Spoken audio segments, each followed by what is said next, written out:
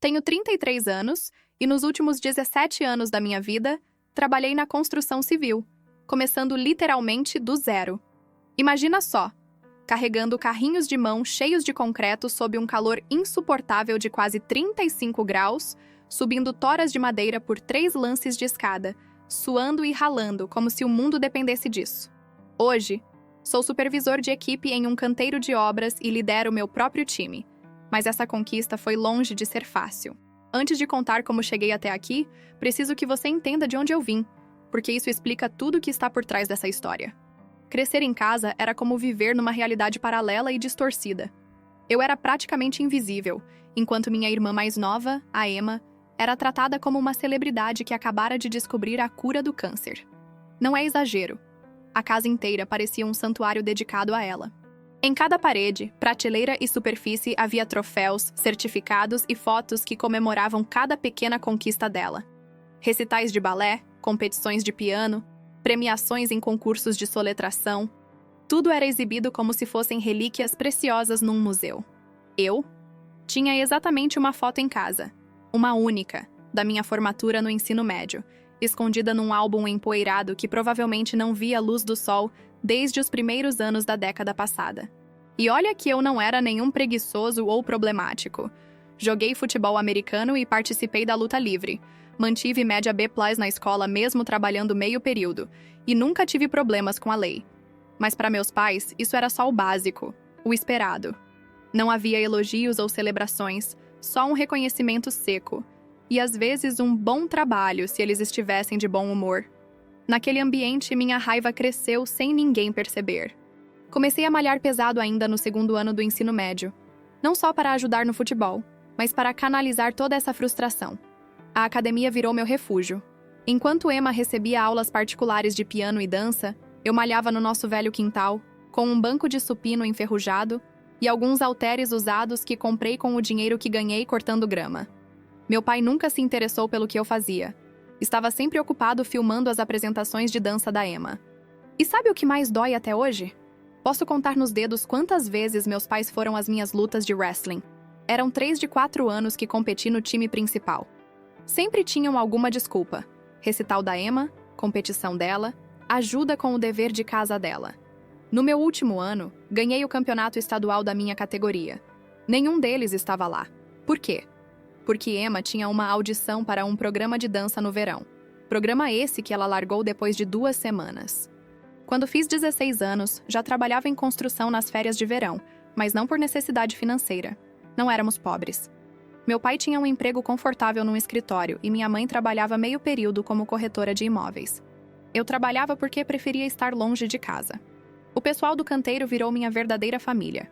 Eles me ensinaram tudo: a ler plantas, operar máquinas, detectar quando alguém tentava dar um jeitinho que colocaria a segurança em risco. E, mais importante, me mostraram o que significa ter alguém ao seu lado de verdade. No dia seguinte à minha formatura, me mudei para um pequeno apartamento de um cômodo, quase só para a cama e uma geladeira pequena. Meus pais mal notaram. Estavam ocupados planejando a festa de 16 anos da Emma. Uma festa que custou mais que o aluguel do meu primeiro ano morando sozinho. Nos anos seguintes, trabalhei duro para aprender tudo sobre construção. Comecei como ajudante geral, depois assistente de carpinteiro, até virar carpinteiro de verdade. Aos 25 anos, já comandava minha própria equipe.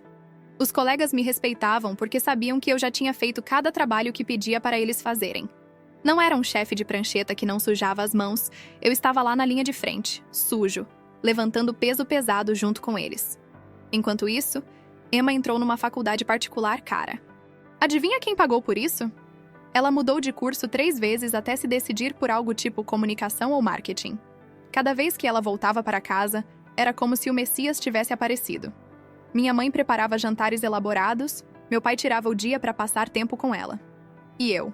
Se eles lembravam do meu aniversário, só recebia uma mensagem de texto. Mas sabe o que tudo isso me trouxe? Força.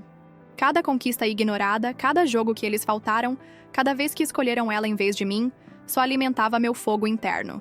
Transformei essa raiva em músculos na academia, em foco no trabalho, em vontade de vencer apesar deles, não por causa deles. Aos 28 anos eu estava no auge. Supino com 143 quilos para várias repetições. levantamento terra com 227 kg, e liderando equipes que terminavam projetos antes do prazo e com orçamento abaixo do previsto. Estava de supervisor numa das maiores construtoras da região. Morava num apartamento próprio. Simples, mas meu. E até pensava em abrir minha própria empresa. Então a vida me deu um soco no estômago. Tudo começou com uma dor estranha no peito, diferente de uma azia ou cansaço muscular. No começo, ignorei. Você trabalha muito tempo na construção, aprende a conviver com dores e desconfortos. E eu era aquele cara que achava que ser forte era ignorar o corpo quando ele dá sinais. Mas o aviso veio durante um treino. Eu tentava bater meu recorde pessoal no levantamento terra, 238 kg. Nos aquecimentos, tudo normal. Quando puxei o peso, senti uma pressão como se uma cinta de aço apertasse meu peito a cada respiração. Tive que largar a barra e sentar, sem conseguir respirar direito. Meu amigo Mark, que me ensinou tudo sobre concreto, quase me arrastou para a emergência. Achei que fosse só uma distensão ou nervo pinçado. Depois de inúmeros exames, o médico entrou com aquele olhar sério, tentando ser profissional, mas que indicava que a notícia seria dura. Eu tinha um tumor pressionando meu pulmão. Não era daqueles que cortam e pronto. Seria uma cirurgia complexa, seguida de tratamentos que pareciam coisa de filme de ficção científica. Percebi que todo o tempo gasto na academia, toda a proteína e suplementos, não significavam nada quando o próprio corpo vira inimigo. Mas o pior não era só a doença, era o custo. Trabalhando na construção, não tinha plano de saúde decente. Eu era jovem, saudável, achava que não precisava. O hospital pediu um valor absurdo para a cirurgia, mais caro do que eu ganhava em 2 anos. E ainda faltavam os tratamentos, remédios com nomes impronunciáveis. Acompanhamento pós-operatório. Era dinheiro suficiente para comprar uma casa em vários estados. Tentei de tudo. Liguei para seguradoras, mas doença pré-existente era impeditivo. Busquei ensaios clínicos, viagens médicas para outros países, mas o médico dizia que eu precisava começar o tratamento imediatamente. Minha equipe foi incrível. Mark iniciou uma vaquinha online. Os colegas do canteiro ofereceram férias, licenças, dinheiro. Até aquele velho que sempre me zoava por usar protetor solar trouxe uma envelope com dinheiro que juntava para comprar uma Harley. Mas não era suficiente. O valor era exorbitante e o tempo curto. O tumor crescia, dificultava cada vez mais minha respiração e trabalho. Em um mês, perdi 7 quilos só de estresse e falta de apetite. Passei a fazer só trabalhos leves porque não aguentava mais carregar peso. As noites eram as piores. Deitado no escuro, sentia aquela coisa crescendo dentro de mim e pensava se aquela seria a última respiração. Foi quando tomei a decisão mais difícil da minha vida: pedir ajuda aos meus pais. Eles não eram ricos, mas tinham uma casa paga, poupança e crédito bom. Eram meus pais, as pessoas que supostamente deveriam estar do meu lado. Dirigi até a casa deles numa terça-noite, pouco depois de receber os exames mais recentes, com o médico insistindo que a cirurgia não podia esperar. Eles tinham $500 mil em patrimônio. Mas quando eu expliquei tudo, mostrei as contas, os planos de tratamento, o pedido urgente do médico, eles não demonstraram interesse. Minha mãe ficava olhando o celular, como esperando uma ligação mais importante. Meu pai cruzou os braços com aquele olhar que eu já conhecia bem, o mesmo que tinha quando eu contava das minhas lutas. Quando terminei, houve um silêncio pesado. Então eles trocaram aquele olhar que dizia tudo, sem falar nada. Meu pai falou: "Não podemos ajudar. Já comprometemos nossas economias com o casamento da Emma." Na hora pensei que tinha entendido errado. Talvez o tumor tivesse afetado meu cérebro, mas não. Ele só me olhava como se tivesse me negado $20 para a gasolina. O casamento? Minha voz quebrou, não de emoção, mas de puro choque. Vocês estão escolhendo uma festa em vez da minha vida? Minha mãe tentou explicar com aquela calma ensaiada, como se falasse para uma criança. Não é só uma festa, Jake. É o dia especial da Emma. Já fizemos depósitos não reembolsáveis. O local custou $30 mil só para reservar. $30 mil num local, enquanto eu estava ali, morrendo, precisando de uma cirurgia que poderia me salvar. Eles só se preocupavam com o casamento perfeito da Emma, que apareceria nas redes sociais como um conto de fadas. Eu falei devagar para eles entenderem o peso da escolha. Isso não é um pedido para comprar um carro ou começar um negócio. É vida ou morte. Meu pai, com uma arrogância que parecia vinda de outra dimensão, deu de ombros e disse: "Você sempre foi uma pessoa engenhosa, Jake. Vai dar um jeito. Agora é a vez da Emma. Não podemos decepcioná-la." Foi aí que caiu a ficha. Todos esses anos sendo o filho esquecido, Todos os eventos perdidos, todas as vezes que escolheram ela ao invés de mim, não era distração ou ocupação. Eles realmente valorizavam a felicidade da Emma mais do que a minha sobrevivência. Meu próprio pai escolheu uma festa ao invés de me salvar a vida. Eu me levantei, com as pernas tremendo, quase sem forças. Minha mãe ainda teve a audácia de dizer: "Não seja dramático, Jake. Deve haver algum plano de pagamento com o hospital." Plano de pagamento? Como se eu estivesse comprando uma geladeira parcelada. Antes de sair, olhei para a parede cheia de fotos da Emma. Sorrisos perfeitos, momentos celebrados, dinheiro gasto para garantir que tudo fosse impecável. E eu? O filho que estava saindo da casa deles sabendo que valia menos que uma festa. Aquele foi o último contato que tive com eles por quase 5 anos. Os meses que se seguiram foram um inferno real, não uma metáfora. Um inferno físico, aquele em que você se pergunta se vai acordar no dia seguinte. Mas sabe o que descobri no fundo do poço? Que quando você não tem mais nada a perder, pode descobrir quem você realmente é. Saí de lá e fui direto para o trabalho. Já era noite, mas sabia que o Mark estaria no escritório do canteiro, terminando a papelada. O cara comandava a equipe noturna há 15 anos. Encontrei ele xingando planilhas do Excel e bebendo um café forte. Contei tudo a ele. Não vou mentir, desabei no meio do relato. Eu, com 1,88 e 100 kg, chorando feito criança num trailer de construção. Mark não disse nada. Só se levantou, trancou a porta do escritório e começou a fazer ligações. À meia-noite já tínhamos um plano. Não era o melhor. Mas quando você está se afogando, não se importa muito com a qualidade da corda que te lançam. Nas semanas seguintes, foi uma correria atrás de negociações com o hospital, pedidos de empréstimos e pegar todas as horas extras que eu podia aguentar. A equipe, minha verdadeira família, se mobilizou de um jeito que até hoje me emociona. Muitos deles viviam de salário em salário, mas conseguiram arrecadar quase $15.000 para meu tratamento. Miguel, o mestre carpinteiro que enviava metade do salário para a família no México, me entregou um envelope com $2.000 e disse que os filhos dele poderiam esperar mais um ano pelo PlayStation. Big Pete, que todo mundo achava que era só um forte especialista em concreto, surpreendeu a todos organizando um campeonato de supino numa academia local, conseguindo doações de empresas e levantando $8.000 num final de semana. Mas mesmo assim não chegava perto do necessário. Só a cirurgia custava mais de $80.000, sem contar os tratamentos posteriores. Então fiz o que precisava.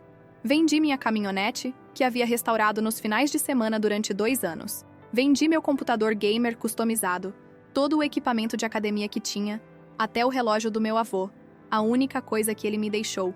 Doeu demais. Enquanto isso, eu tentava trabalhar o máximo que conseguia. Já não aguentava mais 4 horas de turno sem sentir que estava respirando por um canudo. O tumor crescia, pressionava meu pulmão. Cada respiração era como tentar encher um balão dentro de uma caixa pequena demais. Perdi mais 7 quilos. Meus pés inchavam tanto que as botas de trabalho não serviam mais. O pior de tudo? Ver nos stories e nas redes sociais a preparação para o casamento da Emma. Fotos dos testes de buffet, arranjos de flores, prova do vestido.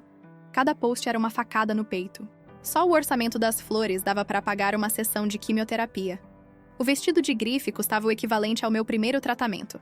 Quando os convites foram distribuídos, obviamente não recebi nenhum, descobri que eram elaborados, com acabamento em folha de ouro e caligrafia personalizada, custando cerca de $15 cada.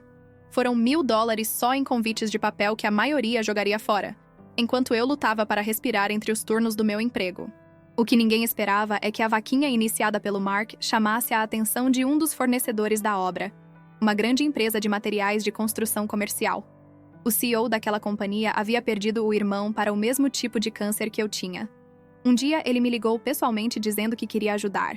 Pouco depois, eles ofereceram cobrir 40% dos meus custos médicos por meio da fundação filantrópica da empresa. Foi a chance que eu precisava. Com essa ajuda, os empréstimos que fiz, tudo o que vendi e o dinheiro arrecadado pelos colegas, finalmente consegui o suficiente para marcar a cirurgia. Usei minhas economias da aposentadoria, estiquei 3 cartões de crédito ao limite e assinei um plano de pagamento que levaria anos para quitar, mas eu ia viver. A cirurgia foi marcada para 3 dias antes do casamento da Emma, que eles nem sabiam nem ligavam. Entrei naquela sala de cirurgia sozinho. Quase sozinho, pois o Mark tirou o dia para me acompanhar. Miguel preparou uma cesta de comida caseira para a recuperação e o Big Pete organizou a equipe para cobrir todos os meus turnos por um mês. Isso sim é família. Não aqueles que compartilham DNA, mas os que trabalham horas extras para garantir que você pague o aluguel enquanto se recupera. O carpinteiro de mãos calejadas que espera 12 horas na sala de espera para que você não acorde sozinho. O time que passa o capacete coletando moedas porque cada centavo ajuda. Passei 2 semanas no hospital e mais um mês me recuperando em casa. O time revezava para me visitar, trazer comida e ajudar nas tarefas que eu não conseguia fazer. Nunca toquei o telefone com uma chamada dos meus pais ou da Emma. Eles estavam provavelmente ocupados postando fotos do casamento no Instagram. A recuperação foi brutal. Quem já passou por cirurgia séria sabe que até respirar vira um aprendizado. Mas ao tocar o fundo do poço, você percebe o quanto é forte. E eu escalei essa montanha. Nos primeiros meses, perdi quase toda a massa muscular. Não conseguia levantar nenhum galão de leite sem sentir o peito prestes a explodir. Mas a cada manhã que eu acordava, respirar era um gesto de resistência contra quem me abandonou. Comecei pequeno. Ir até a caixa de correio, dar a volta na quadra, depois correr de verdade. Reconstruí meu corpo passo a passo, dolorosamente. O Mark e a equipe me mantiveram em trabalhos leves, mais para supervisão e burocracia. Não era muito, mas me mantinha no jogo. Comecei a aprender o lado comercial da construção. Contratos, licitações, gerenciamento de projetos. Descobri que quando não podia mais levantar peso, minha mente trabalhava dobrado. Cerca de 1 ano depois da cirurgia, recebi uma ligação inesperada do CEO, que ajudou com as contas médicas. Ele queria marcar um café. Imaginei que fosse só para conferir se eu estava vivo, mas não. Ele acompanhava minha recuperação, minha gestão da equipe e a evolução no trabalho. Ofereceu-me uma vaga como gerente de projetos na divisão comercial da empresa, com salário melhor, benefícios completos e, principalmente, a chance de aprender como jogam os grandes. Agarrei essa oportunidade com vontade. Nos anos seguintes, absorvi tudo sobre construção comercial. Trabalhei noites, fins de semana, sem descanso. Enquanto Emma postava sua vida perfeita no subúrbio e meus pais se gabavam do clube de golfe, eu construía algo real. Comecei com projetos pequenos, os que ninguém queria, onde as margens são apertadas e é preciso criatividade para otimizar sem cortar qualidade. Minha equipe me adorava porque eu já havia estado no lugar deles, sob sol de 40 graus, salário mínimo, suor e esforço. Em 3 anos, gerenciei projetos multimilionários. Lembra daquele tumor que quase me matou? Usei essa experiência para me especializar em construção de hospitais e centros médicos. Descobri que os hospitais gostam de trabalhar com alguém que entende o mundo deles dos 2 lados. Fiz conexões, construí relacionamentos verdadeiros, o tipo de networking que não se finge, porque nasce da experiência compartilhada. Até que apareceu o projeto que mudou tudo. Uma reforma de 50 milhões de dólares num centro médico, o maior que eu já gerenciei. Passei 6 meses planejando cada detalhe. O projeto foi um sucesso estrondoso. Saiu abaixo do orçamento e antes do prazo. Saiu até em revistas especializadas e ganhou prêmios. De repente, eu não era mais apenas aquele cara da construção. Eu era uma voz inovadora no design de instalações médicas. Enquanto isso, minha vida pessoal também começou a melhorar. Conheci a Sarah em uma conferência de fornecedores. Ela dirige uma empresa de elétrica comercial. Pela primeira vez, conheci uma mulher que podia discutir cálculos estruturais comigo e ainda me fazer rir até doer o peito. E desta vez, de um jeito bom. Casamos no ano passado numa cerimônia pequena só com amigos próximos e, claro, minha verdadeira família, a equipe da construção. Tudo estava indo bem. Até que, há uns 6 meses, começaram a surgir rumores no mercado. Lembra daquele clube de golfe chique do qual meus pais tanto se gabavam? Pois é, meu pai se envolveu num esquema imobiliário duvidoso com outros membros do clube. Aqueles negócios que prometem lucros altos e riscos mínimos, só que dessa vez foi diferente. Eles não investiram só as mensalidades do clube, mas hipotecaram a casa, sacaram toda a aposentadoria e fizeram empréstimos usando a casa como garantia. Quando percebi, os sinais já estavam claros. O cartão de golfe do meu pai sumiu, o SUV novo da minha mãe foi trocado por um Honda usado, e os lugares que eles frequentavam nos eventos sociais ficaram estranhamente vazios. Mas a verdadeira bomba explodiu no mês passado. Recebi uma ligação de um número desconhecido enquanto revisava propostas para um novo projeto. Era a voz da minha mãe, diferente de tudo que eu já tinha ouvido dela. Pequena, desesperada. "Jake, precisamos conversar. É sério." Aquela ligação revelou que a situação financeira deles estava um desastre completo, quase um naufrágio à moda Titanic. O esquema imobiliário não foi só ruim, era criminal, algo que o FBI já investigava. Eles tinham perdido tudo: poupança, patrimônio, casa, até pegaram empréstimos adicionais. Tudo perdido. O mais impressionante? A primeira pessoa que eles procuraram não fui eu. O filho que eles haviam abandonado quando precisei deles. Foi Emma, a filha perfeita, a criança de ouro, que eles escolheram em vez da minha sobrevivência. Mas Emma os rejeitou. Uma semana antes de me ligarem, eles tinham ido até a mansão dela, num condomínio fechado chique, a mesma casa que ajudaram a comprar com uma entrada enorme, enquanto eu ainda pagava minhas contas médicas. E sabe o que a princesa perfeita fez? Mandou o marido advogado atender a porta, que olhou nos olhos deles e disse: "Não podemos correr o risco de que seus problemas financeiros afetem o futuro dos nossos filhos." Ele ainda entregou um cartão de um advogado especializado em falências e fechou a porta na cara deles, com Emma observando pela janela. Aquela mesma filha que receberam tanto investimento, escolas particulares, aulas de dança, faculdade, o casamento ridiculamente caro, nem deixou os pais dormirem no sofá dela. Os mesmos que escolheram o casamento dela em vez da minha vida, agora estavam de portas fechadas. Minha mãe me contou tudo isso chorando quando, finalmente, quebrou e me ligou. Não porque sentisse remorso pelo que fizeram comigo, mas porque estavam desesperados. Estavam 3 meses atrasados na hipoteca. O banco iniciando o processo de execução, o Mercedes do meu pai já foi apreendido e todos os amigos do clube de golfe desapareceram. "Não sabemos o que fazer, Jake", ela soluçou. "Tentamos de tudo. Precisamos de ajuda." Eu estava no meu escritório espaçoso, com vista para a cidade, ouvindo ela chorar. A mesma mulher que me olhou sem emoção quando disse que podia morrer sem cirurgia, agora implorava porque poderiam perder a casa. Perguntei com voz calma e profissional: "Quanto precisam?" 50 mil, ela sussurrou. Exatamente o valor que gastaram só com o fotógrafo e o videomaker do casamento da Emma. Caras famosos que geralmente atendem celebridades, com drones e toda a parafernália artística. Perguntei o que Emma dizia sobre tudo isso. Depois de uma longa pausa, ela respondeu: "Eles estão investindo no futuro dos filhos. Não podem arriscar a estabilidade financeira." Eu a interrompi. "Eles me criaram, sim. Mas não quando eu precisava de cirurgia. Quando eu lutava pela vida, isso era diferente." Minha mãe explodiu, a raiva substituindo as lágrimas. "Foi uma emergência. E eu poderia ter morrido. Você perdeu a mãe, mas tinham compromissos com o casamento da Emma. Agora me ligam porque ela não quer ajudar." Respondi. Meu pai entrou na linha tentando soar autoritário, mesmo sem qualquer poder real. "Filho, o passado ficou para trás. Precisamos pensar no futuro, na família." Família. Aquela palavra que usaram quando precisavam, mas convenientemente esqueceram quando eu precisava. Inclinei-me para trás na cadeira e perguntei: "Diga-me, pai, quando Emma virou as costas para vocês e o marido entregou o cartão do advogado, doeu. Foi como arrancar o coração? A pessoa para quem deram tudo simplesmente não se importou se vocês viveriam ou morreriam?" O silêncio do outro lado foi ensurdecedor. Na manhã seguinte, pensei muito sobre tudo aquilo. Passei horas na minha academia em casa, o espaço que eu e a Sarah construímos no porão. Não malhando, só sentado no banco de supino, olhando no espelho e para a cicatriz no peito.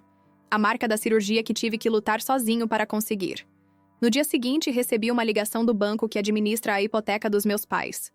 Eu ainda estava como contato de emergência. Emma havia exigido que me removessem de todos os documentos financeiros meses atrás. O representante explicou que eles já preparavam a execução da casa e perguntou se eu poderia ajudar a resolver. Disse que pensaria no assunto. No sábado seguinte, voltei ao meu antigo canteiro de obras, onde comecei como ajudante, e onde Mark e a equipe salvaram minha vida. O lugar estava diferente. Estávamos finalizando aquele enorme projeto do centro médico de 50 milhões. Meu projeto. De pé sob o sol da manhã, olhando aquele prédio que existe porque eu sobrevivi, tomei minha decisão. Liguei para meus pais e pedi para que viessem ao canteiro às 7 da manhã, na chegada da equipe do turno diurno. Eles chegaram parecendo destruídos. "Por que estamos aqui, Jake?" perguntou minha mãe, tentando soar autoritária, mas com a voz trêmula.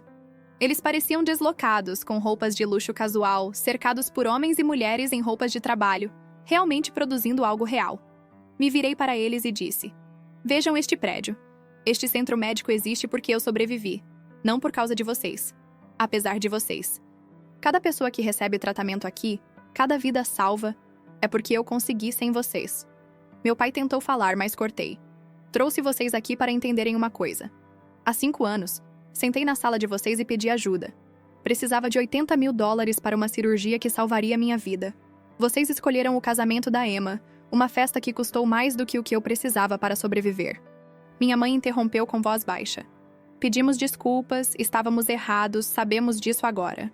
Não, respondi firme. Vocês não estão arrependidos do que fizeram. Estão arrependidos porque agora precisam de mim. Isso é diferente. Peguei o celular e abri o aplicativo bancário. Vocês precisam de 50 mil para salvar a casa. Menos do que gastaram com as flores do casamento da Emma. A filha que nem deixa vocês dormir no sofá. O pai retrucou, mostrando um lampejo da arrogância antiga. E aí, vão nos ajudar ou não? Olhei para ele e depois para a equipe, minha verdadeira família. Mark, lembra quando precisei de cirurgia? Quando todos aqui ajudaram a salvar minha vida? Mark se aproximou, limpando as mãos no colete. Claro, chefe. Ainda guardo o capacete que usamos para juntar doações. Voltei a encarar meus pais. Esses homens que ganham uma fração do que vocês ganhavam, que têm suas próprias famílias, deram tudo o que podiam para me ajudar a viver. Eles me mostraram o que é família de verdade. Sorri, sentindo um peso sair do peito. A resposta é não. Não vou dar um centavo. Nem para a casa, nem para nada. Nunca mais. Minha mãe começou a chorar. O rosto do meu pai ficou vermelho. Somos seus pais. Não pode ser assim. Pode sim, interrompi. E é assim. Sabem qual é a diferença entre vocês e a Emma? Nenhuma. Vocês são iguais. Só se importam quando alguém serve a vocês. Quando precisam, descartam. Apontei para o centro médico que se erguia atrás de mim. Eu construí algo real aqui, que ajuda pessoas. Enquanto vocês faziam festas e jogavam golfe, eu criava algo que importa. E fiz isso sem vocês. Para onde vamos agora? Minha mãe soluçou. Vocês que se virem. Vocês são espertos. Comecei a me afastar, mas voltei para dar uma última olhada. Ah, e pai? Lembra do que falou sobre família ajudar família? Estava certo. Família ajuda família. Só que vocês não são mais minha família. Deixei-os ali, no pó do canteiro, cercados pelos homens e mulheres que me mostraram o que realmente é família. Subi para meu escritório e, pela janela, vi quando entraram no velho Honda e foram embora. Isso foi há 2 meses. Eles perderam a casa na semana passada. Emma continua sem atender as ligações deles. E eu? Acabei de assinar contrato para outro projeto maior ainda de centro médico. A equipe está comigo, cada um deles. Sarah está grávida do nosso primeiro filho. A vida está boa. Depois de tudo o que aconteceu, minha vida tomou um rumo que nunca imaginei.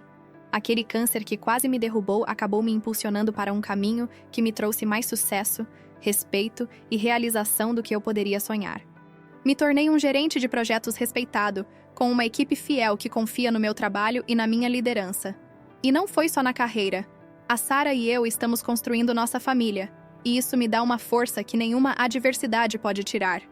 Lembro que quando recebi a ligação do CEO da empresa de materiais de construção, fiquei surpreso.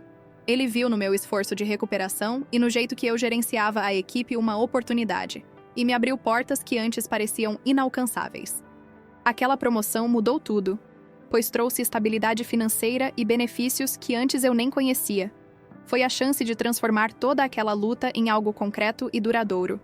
Nos últimos anos, mergulhei fundo no mercado da construção comercial, principalmente focado em hospitais e centros médicos. Minha experiência pessoal me fez entender a importância de um ambiente hospitalar bem planejado, que não só atende às necessidades médicas, mas também proporciona conforto e segurança para pacientes e profissionais.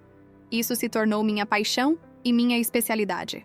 O projeto do Centro Médico de 50 milhões foi um marco, não só pelo valor ou pela complexidade, mas porque era uma prova de que eu podia transformar minha vida e, de certa forma, retribuir para a sociedade.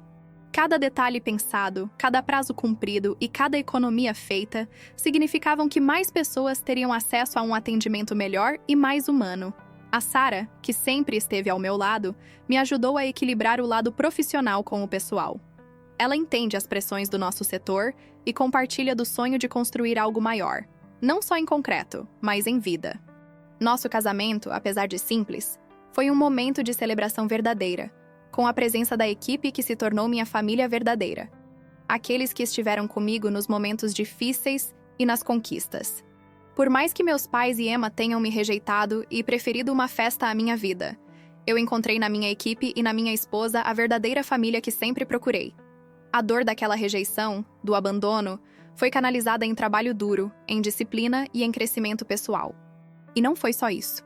Com o tempo, consegui transformar aquela cicatriz no peito, símbolo da minha luta, em uma fonte de motivação para continuar evoluindo e ajudando outros a superarem desafios.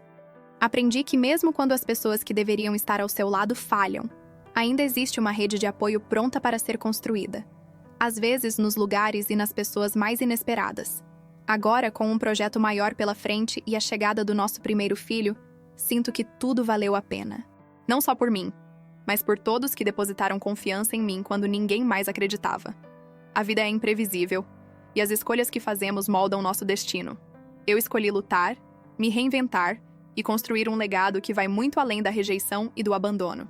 Com o tempo, aprendi que o verdadeiro significado de família vai muito além dos laços sanguíneos. Família é quem está presente quando a vida aperta, quem te levanta quando você cai e quem celebra suas vitórias com sinceridade. A equipe do canteiro, que me apoiou sem esperar nada em troca, tornou-se meu porto seguro, minha base. Eles não são só colegas de trabalho. São irmãos e irmãs que construíram comigo, literalmente, não só prédios, mas também uma vida digna e cheia de propósito. Hoje, enquanto olho para os projetos que lidero, sinto orgulho não só pelo sucesso profissional, mas pelo quanto consegui superar. A chegada do nosso primeiro filho, que esperamos com alegria e esperança, é a prova viva de que mesmo as histórias mais difíceis podem ter finais felizes. Sara e eu estamos construindo um futuro sólido para ele, cheio de amor e segurança, algo que faltou em minha própria infância.